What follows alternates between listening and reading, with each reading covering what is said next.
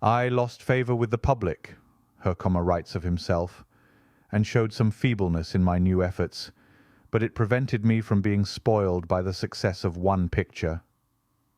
He does not exaggerate the dangers that early success can bring to a young painter, though he may not entirely recognize a safeguard against the flaws of mannerisms, but the true escape from the snare of self-repetition comes not from simply changing ideas, but from a deeper and more relentless commitment to the study of truth.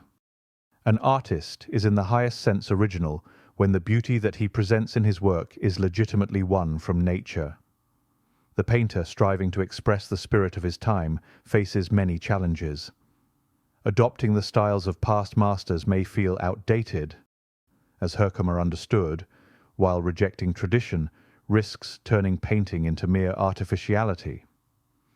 Caught between these two factors, a young artist may struggle to balance modernity with the beauty of the past, fearing that his work either lacks relevance or, even worse, sacrifices true artistic grace.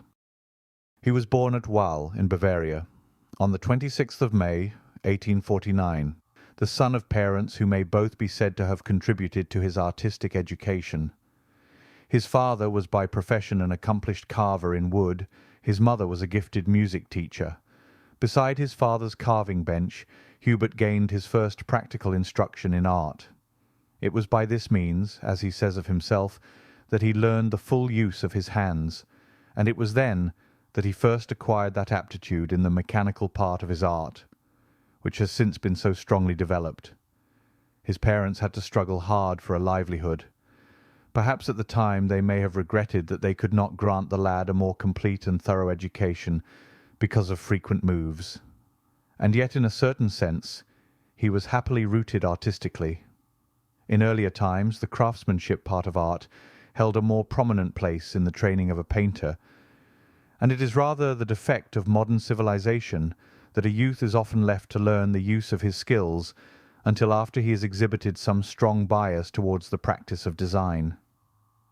Indeed, an artist's powers of expression are permanently crippled from the lack of this early apprenticeship of craftsmanship.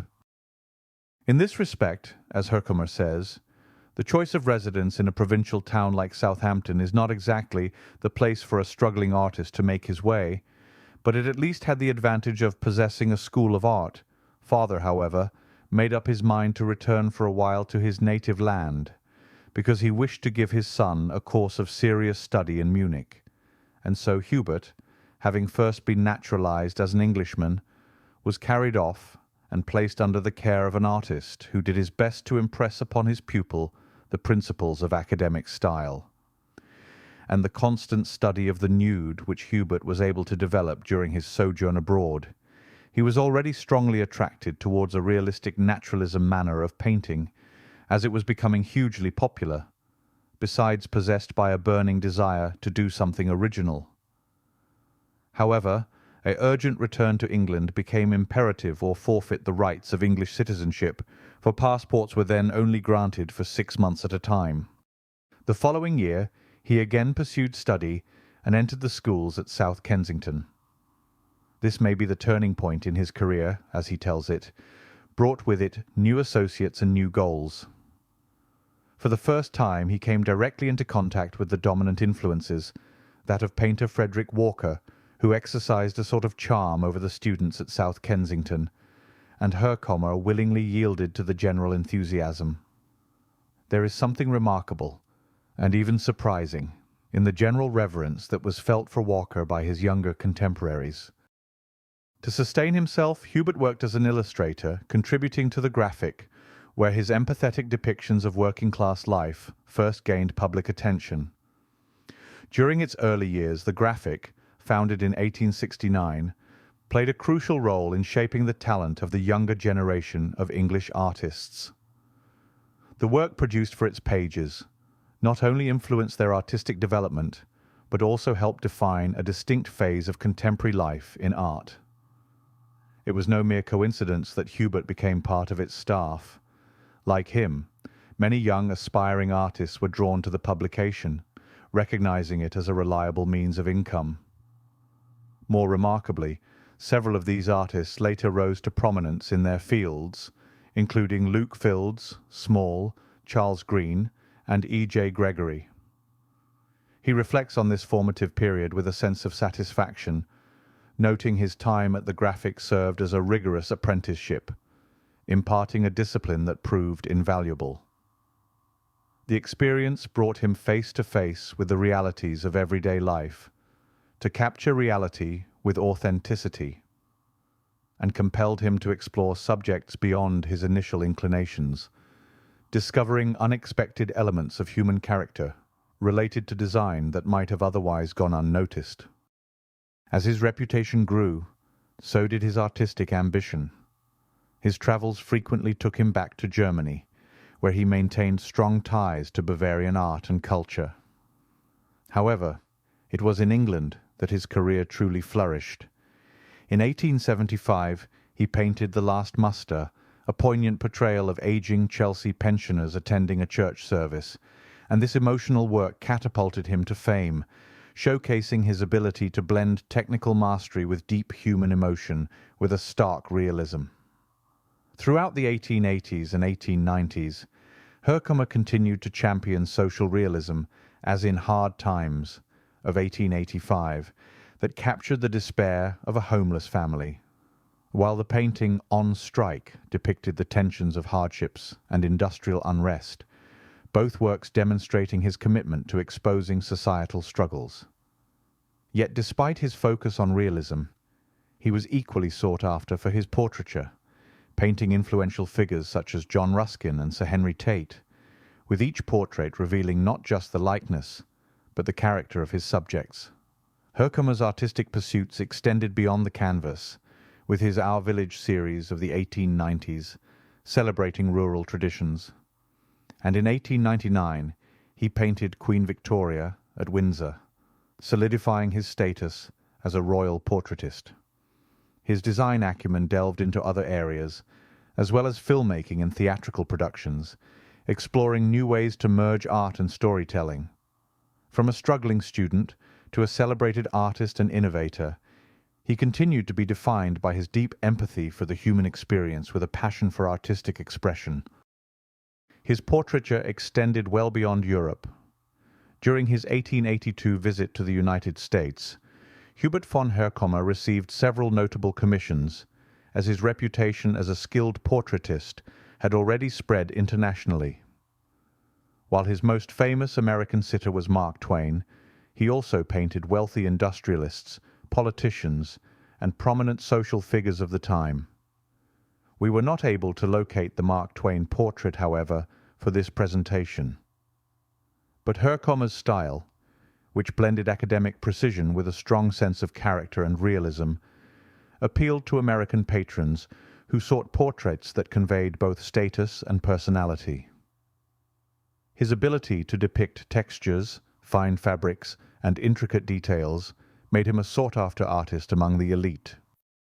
Herkomer had travelled to America twice to paint portraits and to give lectures, and on one occasion, in early 1886, he painted the American architect Henry Hobson Richardson in exchange for a house design he could bring back to Britain. Richardson, at the peak of his career and only months before his death at the age of 47, sketched a single picture of a 4-story Romanesque castle, explicitly allowing Herkomer to change the exterior at will. The house in later years was destroyed with just the front of the house still standing. He named his house Lululand, named after Lulu Griffith, the second of his 3 wives, and was completed in 1894 and thereafter served as studio and school. It contained a theatre where Herkomer put on productions of his own plays and musical compositions, and also made films. The mansion was called Lululand, which was a tribute to both his homeland and his deceased wife Lulu. He also kept her memory alive by marrying her sister, Margaret. Then in 1899, King Otto of Bavaria ennobled Herkomer as Ritter von Herkomer and a Knight of the Merit Order of the Bavarian Crown. The same year, he was awarded the Pour le Mérite Award for the Arts by the Emperor of Germany. Some years later, Hubert recalls the very real struggles to get started in those early days. Receiving some money, his father determined to take Hubert to Munich, so that he could study art there while his father worked on commissions in the USA to carve the four evangelists in wood. In his chum's interview 30 years later, Herkomer recalled the trip vividly. "Ah, how I remember that first visit to Germany. We crossed to Antwerp in a cattle boat, and never shall I forget the miseries of that voyage. And then there were the railway carriages on the other side.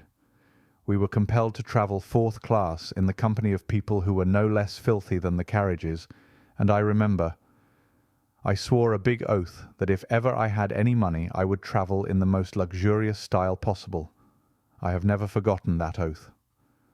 Herkomer and his father led a hard life while in Munich, but he stated that they were very happy days, days of hope for better things.